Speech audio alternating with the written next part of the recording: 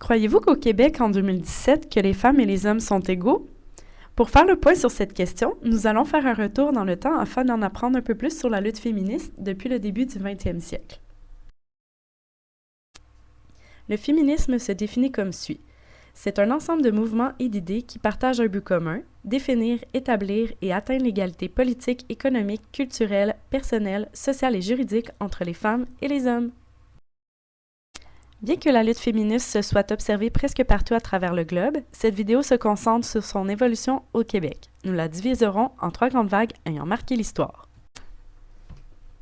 La première vague s'est fait ressentir dès 1900 jusqu'à environ 1945. Les militantes se battaient principalement pour l'obtention du droit de vote au niveau fédéral, puis provincial. C'est en 1918 que le droit de vote pour les femmes fut obtenu au niveau fédéral, c'est-à-dire qu'elles pouvaient dorénavant élire le premier ministre du Canada. Cependant, il fallut plusieurs années pour obtenir ce droit au niveau provincial. La lutte n'était pas gagnée.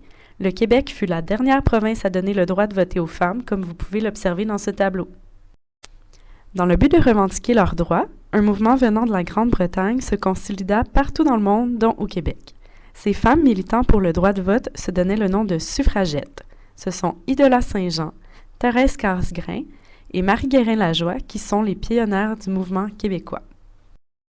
Ce mouvement, perçu comme scandaleux par la société, a utilisé plusieurs moyens de revendication. Pour sensibiliser la population à leur cause, elles s'expriment dans les journaux, dans les livres et à partir des années 30 dans les émissions de radio. Elles distribuent aussi des dépliants, prononcent des conférences et organisent des assemblées dans les rues de Montréal et de Québec. Bien que le droit de vote pour les femmes nous semble logique et tout à fait naturel aujourd'hui, ce ne fut pas un combat facile. En effet, plusieurs institutions s'y opposaient fermement, dont l'Église et certains politiciens, comme par exemple Henri Bourassa. C'est finalement le 25 avril 1940 que le droit de vote fut acquis par les Québécoises. Bien que ce combat fut gagné, plusieurs autres causes devaient être encore revendiquées.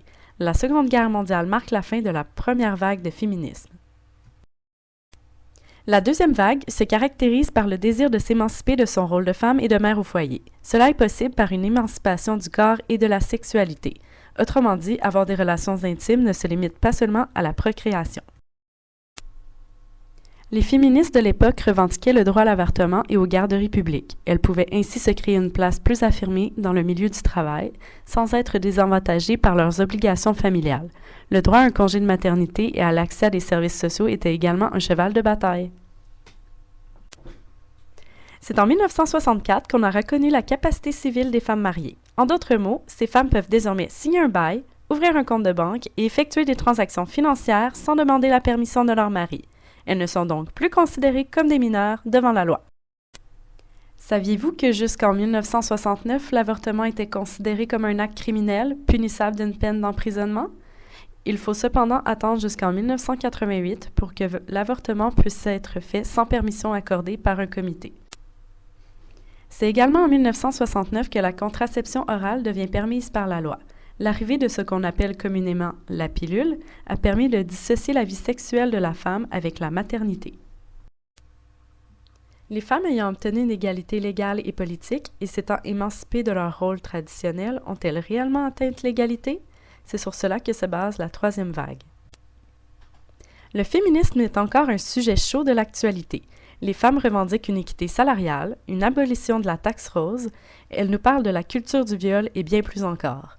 Nous pouvons donc dire qu'il y a encore du chemin à faire avant d'atteindre l'égalité. Peut-être aurons-nous besoin d'une quatrième vague? Created using Powtoon.